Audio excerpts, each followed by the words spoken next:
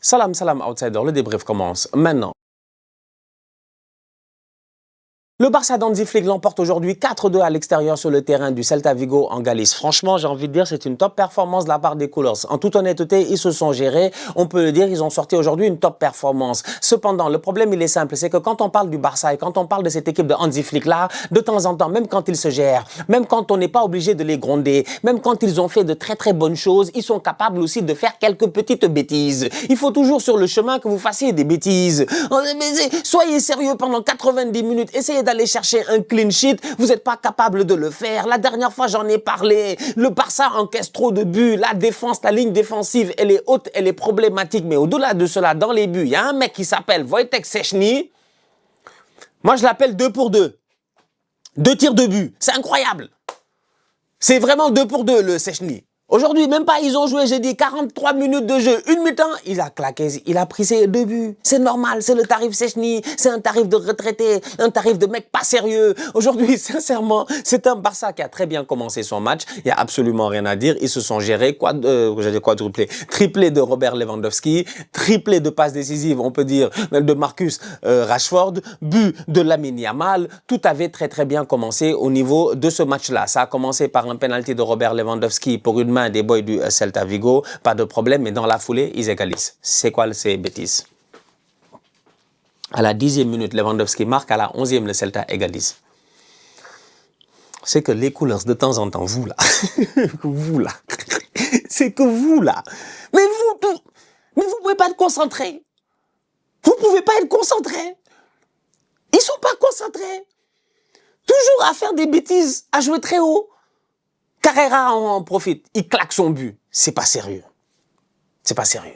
À ce moment-là, je me suis dit, ça risque d'être une longue journée, une longue soirée, pardon, parce que le Barça va sûrement encore faire d'autres bêtises et cette équipe du Celta Vigo va essayer d'en profiter. Effectivement, le Barça laisse des espaces derrière, le Celta Vigo réussit à se créer des occasions. Le Celta Vigo réussit à se créer des occasions trop facilement. Tous les adversaires du Barça, si on doit être sérieux aujourd'hui, sincèrement, entre vous et moi, tous les adversaires du Barça aujourd'hui se créent des occasions trop facilement.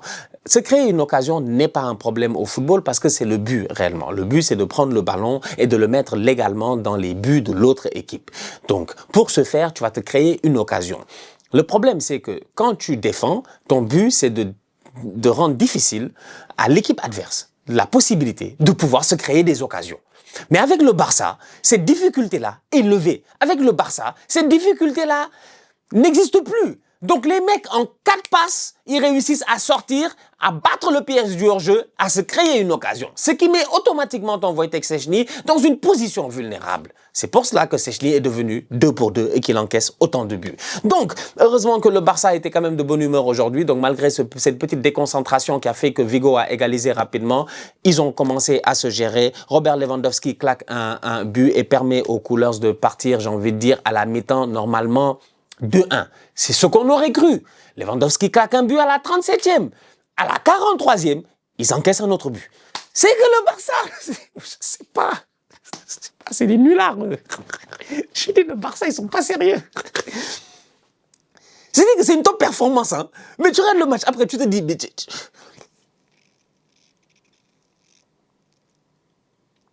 le but de Lewandowski est très beau d'ailleurs, en passant. Hein. Superbe centre de Marcus Rashford. Il vient faire un Toccar Torres. Aurait sûrement raté ce truc-là. Il vient, il touche le ballon. Ça va entre les jambes du gardien. Franchement, il n'y a absolument rien à dire. C'est sensationnel. Mais le problème, c'est pourquoi Iglesias claque un but 4 minutes plus tard, 5 minutes plus tard. En fait, 5 minutes plus tard, frérot, il part de l'autre côté, tout seul. Rare. Et là encore, Szczęsny, tu te demandes des trucs. Autant le premier but, Szczęsny, tu te dis que normalement, vu la manière que le boy il a couru, vu le retour défensif, comment il s'est réajusté, quand il a frappé, je pensais que Szczęsny allait faire l'arrêt. Parce que je trouve pas que la frappe est incroyable, tu vois. En tout cas, de mes souvenirs, je trouve pas qu'elle est incroyable. Le deuxième, le plat du pied, il est parfait, mais Szczęsny, il est sur sa ligne. Fait une claquette, boy. Il prend le ballon à l'intérieur. C'est que 2 pour 2. Wojtek Szczęsny. Donc le Barça, 2 fois d'affilée, ils ouvrent le score. 2 fois d'affilée, le Celta revient. Et à ce moment-là, tu te dis, OK, il n'y a pas de problème, ils vont marquer le 3-2. Le Celta va réussir à claquer. Heureusement, ils marquent le 3-2, l'arbitre siffle la fin de la mi-temps. Et ils ont été sauvés par la mi-temps. Dieu merci. C'est la mi-temps qui les a sauvés. C'est la mi-temps qui les a sauvés.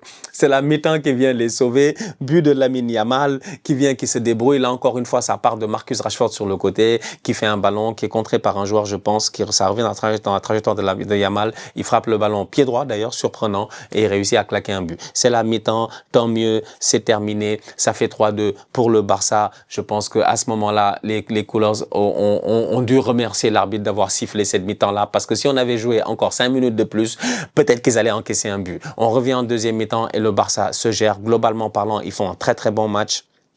Robert Lewandowski vient claquer une tête pour un triplé. Ça fait plaisir de retrouver Robert Lewandowski. Ces derniers temps, au Barça, il y a eu pas mal de problèmes, offensivement parlant. Bon, Ferran Torres, tu peux compter sur lui de temps en temps, mais de temps en temps aussi, ça restera toujours un tocard. Donc, c'est un peu compliqué, surtout avec l'absence de Rafinha, de trouver un peu ce push offensif-là. Il y a eu la blessure de Lamine Yamal, les blessures de Dani Olmo, donc ça a été un tout petit peu compliqué. C'est Firmin Lopez qui portait un peu cette équipe-là et qui se gérait ces derniers temps avec Marcus Rashford. Donc, avoir Lewandowski dans cette équipe, automatiquement, ça donne de belles perspectives pour le retour de la trêve internationale. Lewandowski qui revient et qui claque un triplé en tant que titulaire aussi, à l'extérieur, sur le terrain du Celta Vigo, ça fait énormément de bien. Et Lewandowski nous a montré encore une fois aujourd'hui à quel point c'est un boy dangereux dans la surface de réparation et à quel point c'est un grand attaquant. Que dire de Marcus Rashford? Top performance de sa part aujourd'hui, il a été sensationnel franchement. C'est-à-dire que Rashford, ce qui fait plaisir avec lui réellement, c'est que lui, il est en train de faire sa saison. Il est en prêt, mais il fait ça, c'est sa saison. Je peux rien dire d'autre à part bravo. Genre, il est en prêt, mais il fait réellement sa saison. Franchement, il se gère de fou. Il se gère de fou. Il rate un contre un. Tu peux lui en vouloir. Ok, d'accord, c'est vrai. Il peut mieux faire et tout. Mais derrière, en fait, ce qui est important avec Rashford, sa capacité à pouvoir déstabiliser les défenses adverses. Et là, il n'arrête pas de donner des bons caviars, que ce soit des centres en retrait, des bonnes passes, les corners, machin. C'est un Rashford XXL, franchement, que le Barça a recruté cette saison. Bon, double passeur décisif, mais on peut presque dire triple passeur décisif parce que c'est lui qui initie cette action de Lamine Yamal là. Il a été excellent aujourd'hui. Au milieu de terrain, je les ai trouvés pas mal, franchement. Frenkie de Jong, il fait son match. C'est dommage, carton rouge, machin. Mais derrière, le plus important, j'ai envie de dire avec cette équipe du Barça là, c'est que plusieurs fois face à Vigo, et surtout en deuxième mi-temps, ils ont amélioré le contre-pressing. Le problème, il est simple, c'est que si ta ligne défensive elle est aussi haute comme le veut Hansi Flick, il faut qu'à la perte du ballon, tu récupères le ballon. C'est aussi simple que cela. Dès que tu le perds, tu dois déclencher un contre-pressing. À 2 ou à 3, vous devez aller sur le porteur du ballon. Quand tu le perds, tu peux pas reculer. Pourquoi tu peux pas reculer? Parce que les gars derrière sont déjà là. Vous n'avez pas le temps de reculer. Ils peuvent pas reculer. Si tu recules, ils lancent l'autre, t'es foutu. Donc, dès que tu perds le ballon, automatiquement, vous devez y aller. Et c'est ce qu'ils ont fait aujourd'hui. Franchement, j'ai trouvé que Dani Olmo a été bon sur son contre-pressing. Rashford aussi. Lamine Yamal, à un moment donné, je l'ai vu en train de poursuivre Ilaïs Moriba. Il a poursuivi Moriba de l'autre côté du terrain. De droite à gauche, il allait le chercher et tout. C'est important. Soit tu fais une faute, soit tu anéantis la contre-attaque de l'autre équipe ou l'action de l'autre équipe. Parce que si derrière, et ces derniers temps c'était ça le problème, si derrière l'adversaire récupère le ballon et que même si le ballon il est en l'air, sur le premier ballon t'es pas là, sur le deuxième ballon t'es pas là, sur le troisième ballon tu te fais crucifier. Et c'est ce qui leur est arrivé. Donc aujourd'hui en première mi-temps, ils se sont pas gérés, mais en deuxième mi-temps j'ai trouvé une équipe du Barça qui, je pense que Hansi Flick a dû leur remonter les bretelles et franchement, collectivement parlant, ils ont été beaucoup plus intéressants. Donc, belle victoire de la part des Coolers. Sincèrement, top performance. J'ai bien aimé ce match-là. J'ai envie de dire un match animé, tu vois. Moi, j'aime bien ce genre de rencontre-là. Un match très animé, belle intensité aussi. Lamine Yamal qui marque aussi, je pense que ça va lui faire du bien. Revoir Frenkie de Jong au top de sa forme comme ça aussi, parce que Frenkie, tu sais, Frenkie, des fois, tu te poses des questions à savoir, en fait, Frenkie, ça fait longtemps qu'il est là. Frenkie est là depuis que Erik ten Hag était là-bas avec les David Neres, les Ziyech, les Tagliafico, machin, Ajax d'Amsterdam, Onana, Lachon, De Ligt. C'est ça, Frenkie. Ça fait 6 ans. Ça fait 6 ans. Les années sont passées, elles sont passées vite. Ça fait 5 ans, je pense, 5 ans, ouais. Les années sont passées vite. Donc, voir Frenkie comme ça fait plaisir parce que c'est un joueur qui, de temps en temps, je pense, est incompris. C'est un joueur qui a eu un passage au Barça, si ça devait se terminer aujourd'hui, pour moi, qui est mitigé. Est-ce que Frenkie a déjà fait 100% l'unanimité de machin? Il y a eu peut-être les blessures, ça a été compliqué. Mais là, ces 2 dernières années, je trouve Frenkie très intéressant sur pas mal de phases de jeu et pas mal de matchs. Et aujourd'hui, il a fait son match au milieu de terrain. Maintenant, bon, il prend un carton rouge. Ça, que voulez-vous? C'est pas le football, c'est la Liga, diront-ils.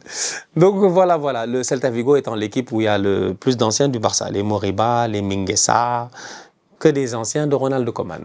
La famille, on se capte très bientôt pour une nouvelle vidéo. Et d'ailleurs, en passant, le Barça revient là maintenant à 3 points du Real. Ce qui est bien, parce que ils reviennent à 3 points du Real. Un faux pas du Real est peut-être possible. On va voir ce que ça va donner. Prochain match du Real, c'est face à Elche. Prochain match du Barça, ça va être face à Bilbao, à domicile. Ça risque d'être compliqué pour le Barça, parce que Bilbao est quand même une belle équipe. Ils sont quand même 7e, c'est une belle équipe avec les frères Williams. Le Real, on ne sait jamais ce qui peut arriver. Donc j'ai hâte de voir au retour de la trêve internationale, mais... Vous vous rappelez la saison passée, à un moment donné, le Real, ils étaient premiers. Puis le Barça les ont rattrapés.